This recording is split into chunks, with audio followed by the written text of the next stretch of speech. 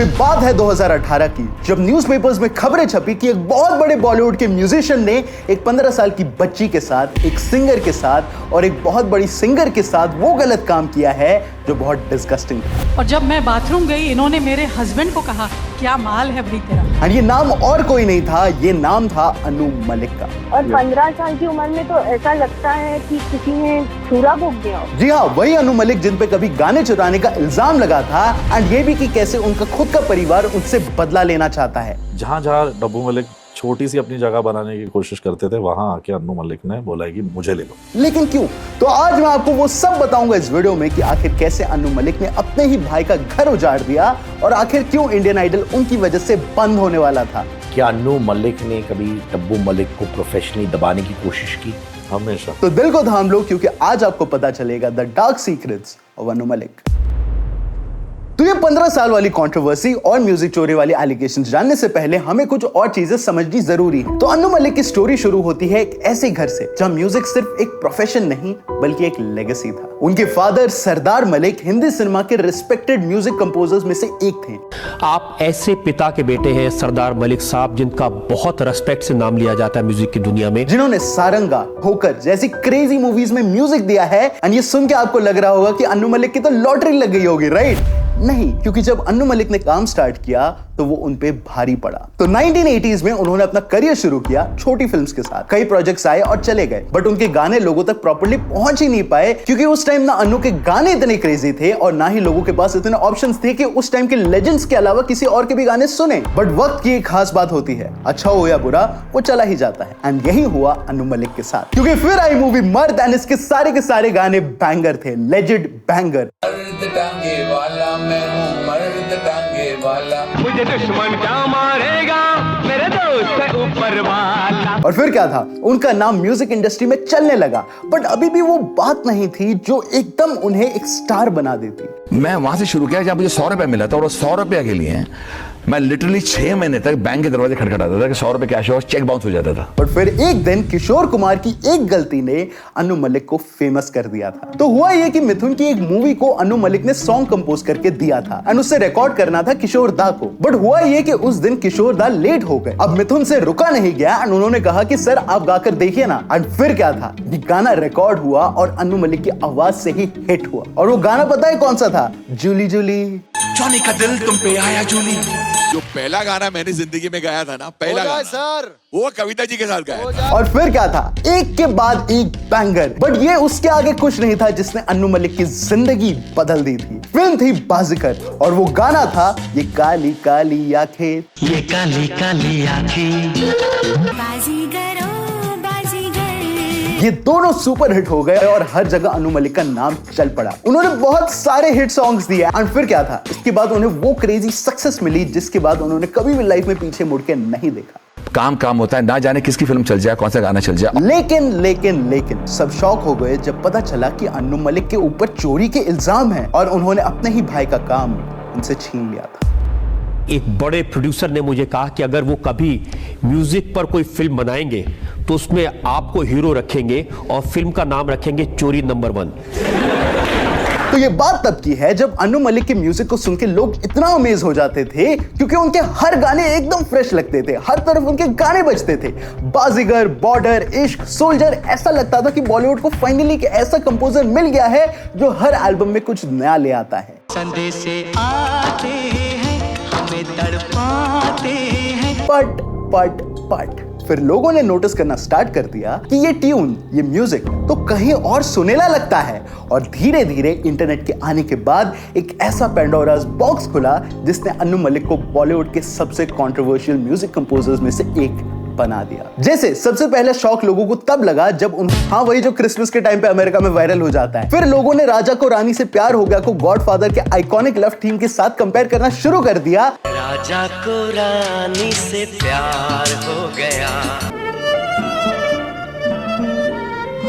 हाँ, वही the iconic godfather जिसके ऊपर जीटे बनी है। और ये काली काली आंखें के बारे में तो इतनी थियरीज बनी है कि इसको 2-3 जगह से टेप के ओरिजिनल बना दिया गया है। ये काली काली आंखें with his little mandolin, मतलब जिन गानों को हम मास्टरपीस बोलते थे वो सब चोरी के थे। ये लिस्ट बहुत लंबी है अनु मलिक साहब। अब यहाँ पे नेचुरल सवाल उठता है कि अन्नू मलिक साहब ने इन सब पर क्या बोला। I mean, इतनी सिमिलैरिटी, इतनी एलिगेशंस, कुछ तो बोला होगा, राइट? वेल नहीं, उन्होंने कहा कि म्यूजिक में सिर्फ 7 सुर होते हैं, सारे गामा पा धा नी, और जब दुनिया में सिर्फ 7 सुर होते हैं तो पूरी ओरिजिनलिटी नाम की चीज होती ही नहीं है। उनका मानना था कि हर कंपोजर किसी ना किसी से इन्फ्लुएंस लेता है। लेकिन मैं अगर कोई चीज लूं तो चोरी, और वो जो ले वो एडेप्शन है। Why this discrimination? एंड ये तो कुछ भी नहीं है। अभी तो एक ऐसा एग्जांपल आया जिसने हमारी इंटरनेशनल बेइज्जती करवा दी थी। तो 2021 में टोक्यो ओलंपिक्स में जब इजरायली जिमनास्ट ने गोल्ड मेडल जीता और इजराइल का नेशनल एंथम बजा, तब इंडियन ट्विटर शॉक हो गया था, क्योंकि आप खुद सुनो।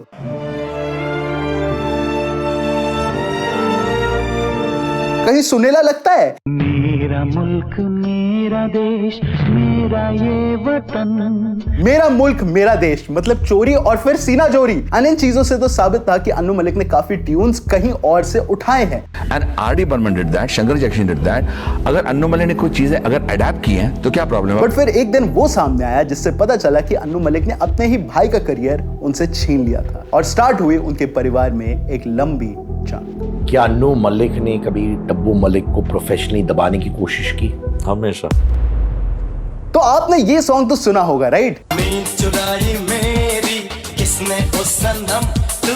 ये गाना 1997 में रिलीज हुआ था एंड बहुत बड़ा हिट था, और उस वक्त किसी ने ज्यादा सवाल नहीं उठाए थे, सब लोग इसको लिप सिंक कर रहे थे। सॉरी, तब रील्स नहीं हुआ करते थे, टेप रिकॉर्डर पे सुनते थे। लेकिन सालों बाद इसे अन्नू मलिक के अपने ही नेफ्यू ने चोरी कर लिया था। तो ये बात तब की है जब 2017 में एक म्यूजिक कंपोजर एक फिल्म गोलमाल अगेन के लिए गाना बना रहे थे जिसका नाम था मैंने तुझको देखा। लेकिन इस गाने को लेकर अन्नू मलिक काफी नाराज हो गए थे, क्योंकि अन्नू का कहना था कि ये गाना उनके 1997 के हिट सॉन्ग नींद चुराई मेरी का रीमेक था और उन्हें उसका क्रेडिट या परमिशन नहीं दी गई। ये तो बहुत गलत बात है यार। ऐसे ही किसी का गाना कोई कैसे चुरा सकता है? आपको भी यही लग रहा होगा, राइट?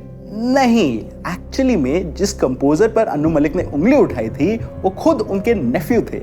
यस, अमाल Malik. Plot twist, right? But ये कहानी इधर ही खत्म नहीं हुई, क्योंकि इसके बदले अमाल मलिक ने ऐसा रिप्लाई दिया जिसने अन्नू मलिक का एक बहुत बड़ा डार्क सीक्रेट बाहर लाके रख दिया। अमाल ने कहा कि उन्होंने अन्नू मलिक को क्रेडिट इसीलिए नहीं दिया क्योंकि उन्होंने अपना गाना नींद चुराई मेरी के ट्यून से नहीं लिया है, उन्होंने इसका ओरिजिनल सॉन्ग यूज किया था। वो एक ही गाना था जिसके लिए मैंने परमिशन नहीं मांगा, क्योंकि वो गाना उन्होंने खुद चोरी किया था। क्या? जी हाँ, नींद चुराई मेरी भी एक कॉपी सॉन्ग था एंड इसका original melody sending all my love से इंस्पायर्ड था, जो कि 1990 में आई थी। हाँ, अन्नू मलिक के कॉम्पोजिशन से 7 साल पहले।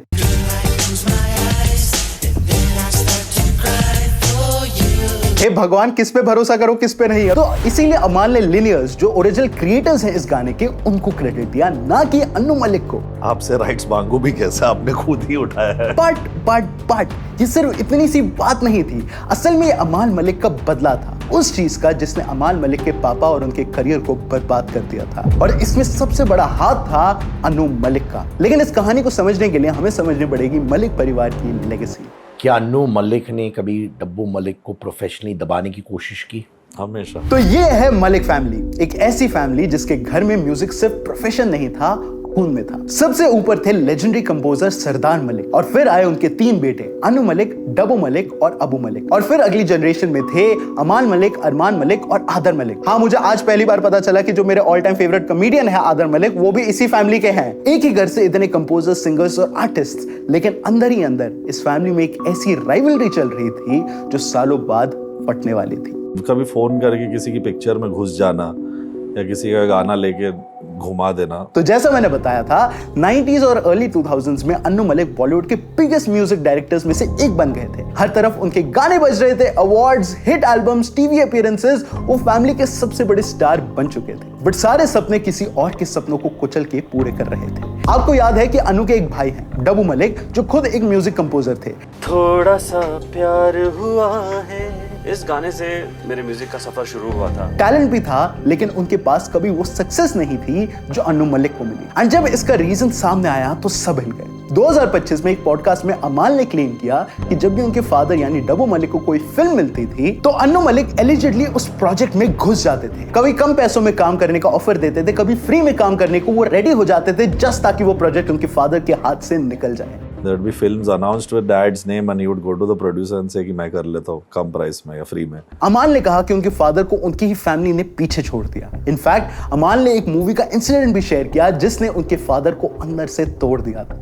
अमाल ने क्लेम किया कि उनके फादर डिप्रेशन में चले गए थे क्योंकि एक मूवी थी जिसका गाना डब्बू मलिक को मिलने वाला था कंपोज करने के लिए, लेकिन लास्ट मोमेंट में अन्नू मलिक इस मूवी में घुस गए और अपने भाई को इस मूवी से निकलवा दिया। जहां डब्बू मलिक छोटी सी अपनी जगह बनाने की कोशिश करते थे, वहां आके अन्नू मलिक ने बोला कि मुझे ले लो। और आप गेस कर सकते हो वो मूवी कौन सी थी? वो मूवी और कोई नहीं थी बल्कि आइकॉनिक रोमांस सीरीज थी मर्डर। यस, सही सुना आपने। It was Murder, was signed by my dad almost, and then it became his film. So ऐसी 5-6 विशेष फिल्म्स की, 2-3 टी सीरीज की। अमाल ने यह भी कहा कि उनके डैड 32 से 45 की एज तक डिप्रेशन से लड़ते रहे थे इन सब चीजों की वजह से। क्योंकि आप इमेजिन करो, आप सोचते हो कि वाह यार नया प्रोजेक्ट मिला है, नई मूवी मिली है, पैसे आ जाएंगे, घर चल जाएगा, लेकिन ऐसे में कई प्रोड्यूसर जिनमें से आपका खुद का भाई भी शामिल है वो लास्ट मोमेंट आ जाता है और प्रोजेक्ट और पैसे लेकर चला जाता है। और एक बच्चे के तौर पर यह सब देखना काफी टफ रहा होगा और शायद इसीलिए वो रिवेंज एनर्जी अभी भी अमाल में दिखती है। मैंने म्यूजिक बनाया, अभी भी सब जितने भी म्यूजिक डायरेक्टर्स ने मेरे डैड को जो जो फील करा, मेरा हर एक गाना वो तीर है। आई एम प्राउड टू से कि दोनों बच्चों ने मुझे एक बच्चे की तरह संभाला। ओके। अमल एंड अरमान। और ये तो कुछ भी नहीं है। एक पॉइंट पे सिचुएशन इतनी खराब हो गई थी कि डब्बू मलिक को अपना घर, ज्वेलरी और काफी पोजीशंस बेचनी पड़ी ताकि वो अपने दोनों बेटों अमाल और अरमान को म्यूजिक की ट्रेनिंग दे सके। सोचिए, एक म्यूजिकल फैमिली का मेंबर जिसका भाई इंडस्ट्री का सुपरस्टार कंपोजर है, लेकिन उसके भाई को अपने बच्चों के लिए, पढ़ाई के लिए अपना घर तक बेचना पड़ रहा है। This is sad. और शायद अपने पापा के प्राइड और रिवेंज के लिए अमाल और अरमान मलिक अन्नू मलिक से कोई रिलेशन नहीं रखना चाहते। I think I didn't even support him.